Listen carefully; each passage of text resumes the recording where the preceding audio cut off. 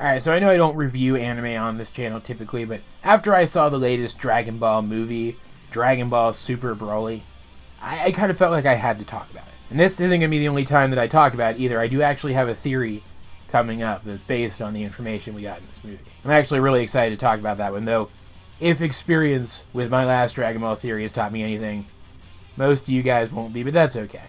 I will celebrate that theory with those of you who are. That said, since I don't talk about anime much on this channel, and I don't talk about Dragon Ball much on this channel, much like I did in that last theory that I made about Dragon Ball, I'm going to summarize a couple of things so that those of you who don't follow Dragon Ball will at least have a chance of understanding what I'm talking about. I hope at the very least that I don't have to tell you what the premise of the show is, that it's a martial arts show focusing around Goku, a member of the Saiyan species, an alien species that are effectively monkey people, as he seeks out stronger and stronger opponents to in turn make himself stronger and stronger as he lives in a universe where martial arts give you superpower. He has a rival, Vegeta, he has a bunch of friends, a wife, kids, and he has been the protagonist of 3 different anime series at this point. The original Dragon Ball, Dragon Ball Z, which I still think is the best of them and is by far the most popular, and Dragon Ball Super, which is a sequel to both Dragon Ball and Dragon Ball Z. Dragon Ball Super is not the only sequel to Dragon Ball Z, but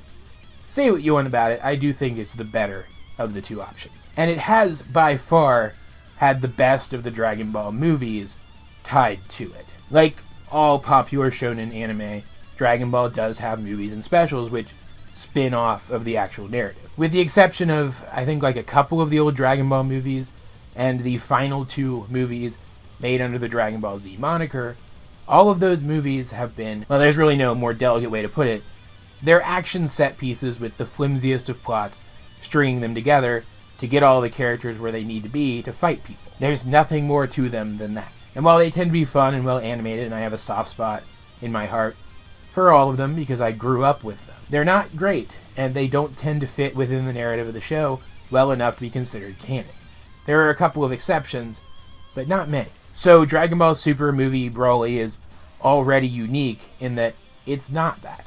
It feels like that at first, but by the time the end of the movie rolls around, you realize that this was intended to be not just a spin-off of Dragon Ball Super, but also a furthering of its plot. And I think one of the best things about this movie is that it doesn't just pull you into seats because it's a Dragon Ball movie. It doesn't rely entirely on the Dragon Ball name. It also tugs really hard on the heartstrings by evoking nostalgia. This isn't the first time that the character Broly has featured in a movie. This isn't the first time they've attempted to tell his origin story. The character of Broly was originally born from the assumption that a legend that one of the characters recited, setting up the reveal of Goku's Super Saiyan transformation during the Frieza saga, was literal.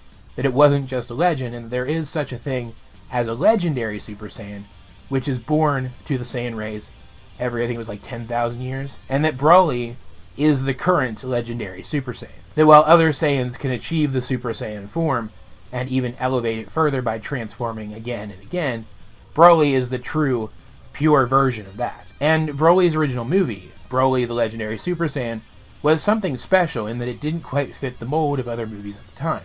You could tell it was trying to tell a story which contributed to the overall lore and world building of this universe, something that the others didn't really do well. Broly being a Saiyan, like some of the other strongest characters in the franchise, people took to him very quickly. He became a fan favorite character out of all of the movie characters. So giving us this movie, which redoes his entire origin to make it canon and make it fit within the universe of the show, but which also goes back and retells the origins of Goku and Vegeta, the show's 2 main Saiyan characters, and ties their origins in with Broly, even if it is in an indirect way, and canonizes some version of their official origins, it was bound to do well. With the exception of those final 2 Dragon Ball Z movies that I mentioned, which were just accelerated summaries of a couple of the arcs of Dragon Ball Super, no Dragon Ball movie has ever built the world the way that this one has. Some of the older arcs didn't even serve to build the world as much as this movie has. And while there are some things worth complaining about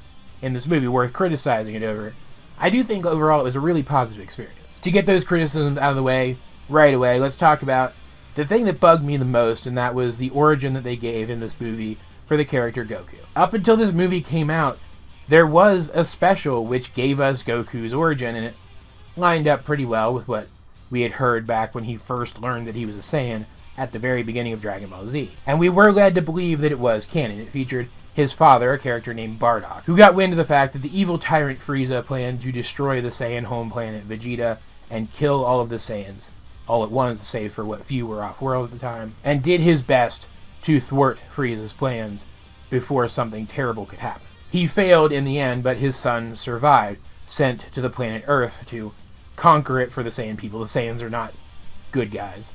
Just want to make that clear. Where he eventually learned to be a good person and grew stronger and stronger until he was strong enough to defeat Frieza and avenge his people. And while the origin we get for Goku is basically the same in this movie, and we do see Bardock again, the finer details are quite different. They drop the stupidest part of the Bardock special, the fact that Bardock got psychic powers from being punched by an alien. So when Bardock works out that Frieza might be intending to kill all of them, he comes off as a lot more clever than he did in the original Bardock special, since he reasons it out for himself. But there is one iconic scene from that special, a scene of Bardock flying up in the upper atmosphere and facing off with Frieza directly, doing everything he can to stop Frieza's apocalyptic attack that doesn't make it in here. Bardock still tries to stand up to Frieza when he realizes what's happening, but it's nowhere near as dynamic or dramatic. We also learn that Goku wasn't sent off to Earth as part of the sending babies off to weak planets to conquer them thing that Saiyans do. He was actually sent there on purpose by Bardock, because Bardock thought he would be safe there. And while this does give Bardock a more direct hand in his son's fate, I think it also diminishes the character a little bit.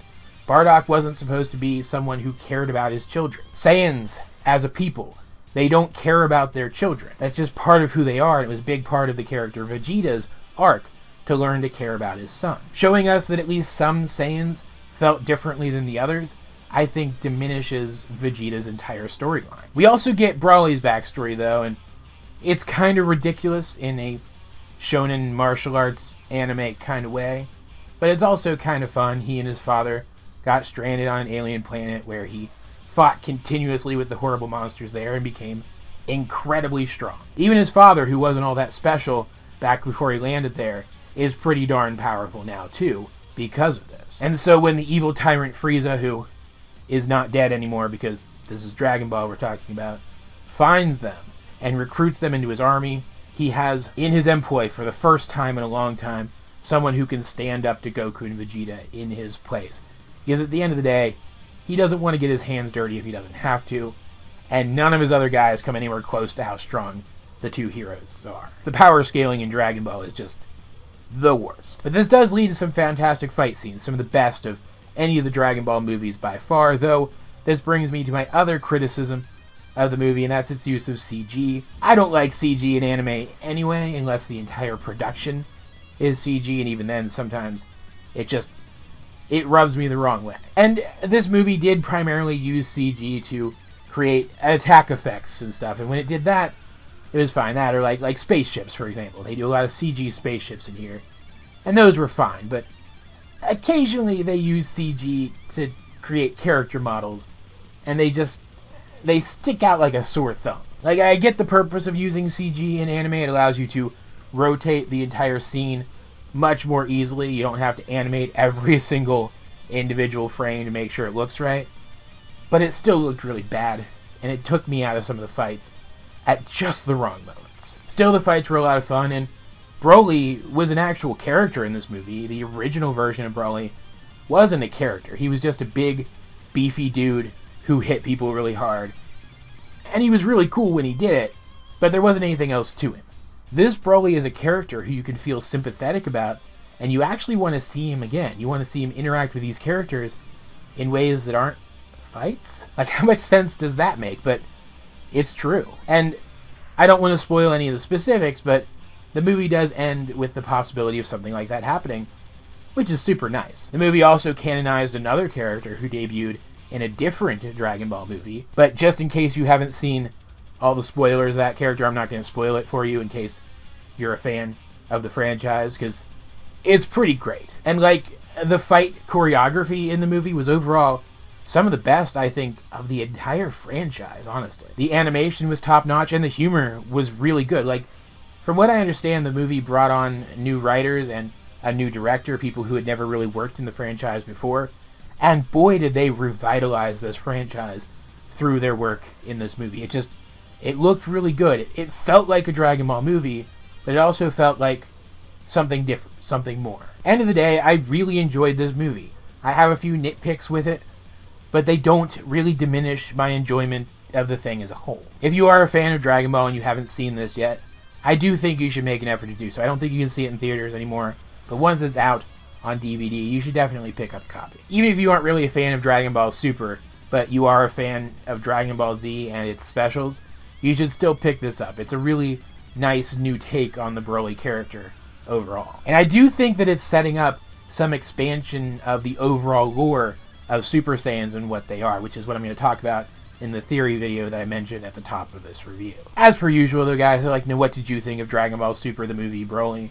If you have seen it, let's get a discussion going in the comment section down below, or over on my Discord, link in the description. But either way, this has been AJ22, and I will talk to you guys later.